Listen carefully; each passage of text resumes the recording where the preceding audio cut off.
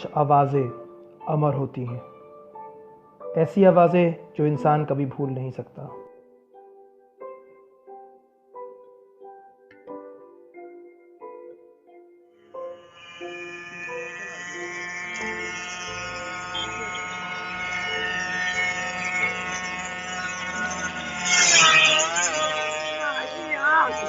Rocket निकल रहा है।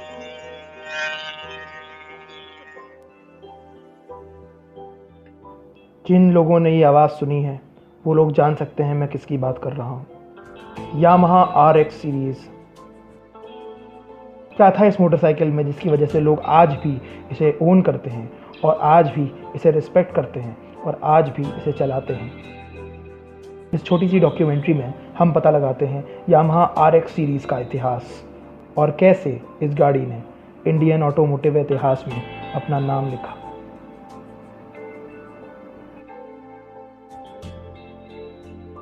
$1980s का दशक चल रहा था। एक इंडियन बाइकर के पास इस वक्त ज़्यादा ऑप्शंस नहीं थे। जो ऑप्शंस उसके पास थे वो थे YZZ 250, राजदूत 175 एंड बुलेट 350। कुछ मिसिंग था इन ऑप्शंस से। आम बाइकर को वो पेप चाहिए था, वो लाइटनेस चाहिए थी जो इन गाड़ियों में नहीं थी। पूरे दुनिया में जापानी मोटरसाइकिलों का बहुत बहुत चलन था, मगर इंडिया में अभी तक के जापानी मोटरसाइकिलें नहीं आ पाई थी। मगर ये चीज़ बदलने वाली थी। मिड 1985 आ चुका था और एस्कॉर्ट्स जो एक फार्म और ट्रैक्टर मैन्युफैक्चरर था, उसने यामाहा ऑफ जापान से पार्टनरशिप करके एक गाड़ी निकालने का सोचा। इस गाड़ी का नाम था यामाहा RX 100। एस्कॉर्ट्स ने कभी नहीं सोचा था कि यामाहा RX 100 एक लेजेंड बनेगी। एस्कॉर्ट्स को कभी नहीं पता था कि ये गाड़ी 100 सीसी की 350 सीसी और 250 सीसी बाइक्स को मार्केट से निकाल देगी, और यही हुआ। इसकी परफॉर्मेंस, इसकी पावर, इसकी लाइटनेस और इसकी डिपेंडेबिलिटी से सब के सब हैरान हो गए। पहले कभी किसी बाइक ने 100 सीसी पे इतनी पावर नहीं दी थी। पहले कभी किसी बाइक ने 100 सीसी पे इतनी अच्छी हैंडलिंग नहीं दी थी। लोग दीवाने हो गए यामाहा RX 100 के, और सेल्स फिगर्स ने यही रिफ्लेक्ट करा। कंपटीशन कभी सीधा नहीं बैठता, कंपटीशन हमेशा जवाब लाता है, और 1991 में सुजुकी ने यही करा। वो मार्केट में कुछ ऐसा लाना चाहती थी जिससे यामाहा की परफॉर्मेंस बाइक इमेज पे असर पड़े। सुजुकी ने RX 100 का जवाब सुजुकी शोगन से दिया। सुजुकी शोगन एक 109 सीसी बाइक थी। RX 100 सीसी पे 11 bhp बनाती थी, मगर शोगन 14 bhp बनाती थी। शोगन यामाहा RX 100 से परफॉर्मेंस में माइल्स आगे थी। उसका एक्सेलरेशन, उसकी पावर और उसकी हैंडलिंग यामाहा RX 100 से ज़्यादा अच्छी थी। शोगन अपने जगह पे एक बहुत ही बैड एस बाइक थी, लेकिन सुजुकी RX 100 का सेल्स नेटवर्क और RX 100 की डिपेंडेबल रिलायबिलिटी को टक्कर नहीं दे पाई। शोगन की फ्यूल एफिशिएंसी यामाहा से काफ़ी कम थी, और शोगन की मेंटेनेंस यामाहा से एक्सपेंसिव भी थी। शोगन ने अपनी बेहतरीन परफॉर्मेंस की वजह से बहुत दिल जीते, लेकिन ये काफ़ी नहीं था, और सुजुकी शोगन एक सेल सक्सेस नहीं बन पाई।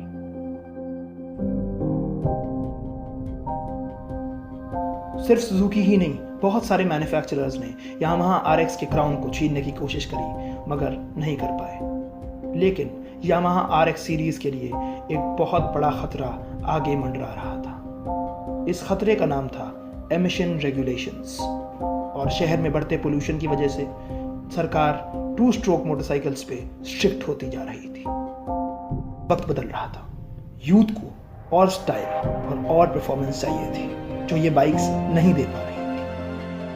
पेट्रोल के दाम बढ़ रहे थे, जिसकी वजह से 2 स्ट्रोक बाइक्स सफ़र कर रही थी, क्योंकि 2 स्ट्रोक बाइक्स की फ्यूल एफिशिएंसी 4 स्ट्रोक बाइक से कंपेयर कम थी। इस सेल्स डिक्लाइन को देखते हुए यामाहा ने RX 100 का पहला मेजर अपग्रेड लॉन्च करा इंडिया में, और उस अपग्रेड का नाम था यामाहा RX-G। यामाहा RX-G एक अजीब नमूना है। इस गाड़ी में काफ़ी इश्यूज थे और पहली बार किसी यामाहा RX सीरीज़ की गाड़ी में इश्यूज आए। इन सारे इश्यूज की वजह से RX ब्रांड की इमेज काफ़ी ख़राब हो गई, लेकिन एक साल बाद यामाहा ने इन इश्यूज को एड्रेस करा और एक नई बाइक निकाली। RXZ और RX 135 बहुत अच्छी गाड़ियाँ थी। दोनों ने अच्छे सेल्स नंबर्स करे, लेकिन ये सेल्स नंबर्स यामाहा को इम्प्रेस नहीं करते। बढ़ती तेल की कॉस्ट, बढ़ते पोल्यूशन नॉर्म्स, इन सब को लेके यामाहा काफ़ी वरीड था। RX सीरीज़ का अभी भी नाम परफॉर्मेंस में बहुत ज़्यादा माना जाता था, लेकिन पेट्रोल के दाम ज़्यादा बढ़ने की वजह से पब्लिक अब 4 स्ट्रोक बाइक्स की तरफ जाने लगी।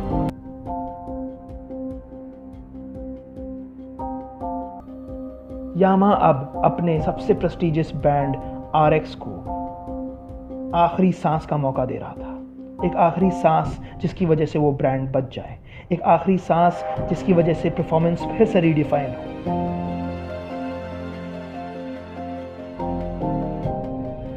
यामाहा ने RX सीरीज को एक नई जिंदगी देने के लिए एक आखिरी अपग्रेड दिया, एक अपग्रेड जो आज लेजेंडरी हो चुका है, एक ऐसा अपग्रेड जिसने इंडियन मोटरसाइकिलिस्ट के दिल में हमेशा के लिए जगह बना दी, और वो है यामाहा का मशहूर 5 स्पीड अपग्रेड RX सीरीज के लिए। यामाहा RX 135 और RXZ को एक नया इंजन मिला।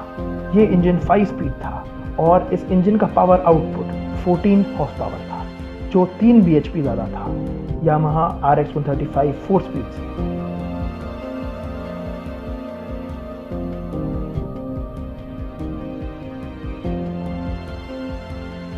यामाहा RX 4 स्पीड और यामाहा RX 5 स्पीड में ज़मीन आसमान का फर्क था। यामाहा RX 5 स्पीड सीरीज की top speed Yamaha RX 4 speed से कहीं ज़्यादा थी। इस नए अपग्रेड की वजह से काफ़ी इंथुजियस्ट ने फिर से नोटिस करा कि यामाहा RX अभी भी परफॉर्मेंस का राजा है। यामाहा ने फिर से एक ऐसी बाइक बनाई जो 4 स्ट्रोक्स को हेड टू हेड चैलेंज कर सकती है और हरा भी सकती है, और यामाहा RX की लेजेंड नहीं टूट पाई।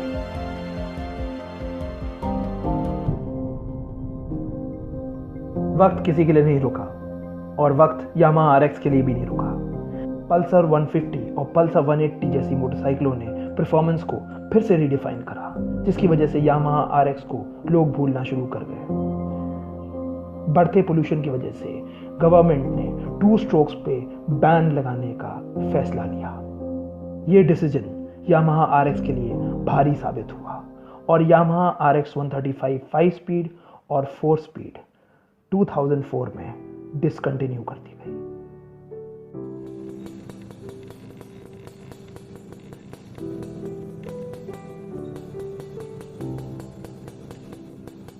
यामाहा RX सीरीज़ एक ऐसी ऐतिहासिक सीरीज़ है मोटरसाइकिलों की, जिसको आज भी लोग भुला नहीं सकते। इसकी आवाज़, इसकी परफॉर्मेंस और इसका कैरेक्टर सबको भा चुका है। यामाहा RX सिर्फ एक मोटरसाइकिल नहीं है, वो एक खूबसूरत याद है जो लोगों के दिल में बैठी है, और इसको लोगों के दिल से कोई नहीं अलग कर सकता। बहुत सारी मोटरसाइकिल्स आएंगी और बहुत सारी मोटरसाइकिल्स जाएंगी, लेकिन यामाहा RX सबके दिलों में हमेशा रहेगी। और मैं जानता हूँ कि जब आप कम्यूट कर रहे होंगे अपनी 4 स्ट्रोक बाइक पे और आपके बगल से एक 2 स्ट्रोक बाइक निकलेगी, तो आपका दिल एक बार धड़केगा ज़रूर। And that is normal. Long live the king.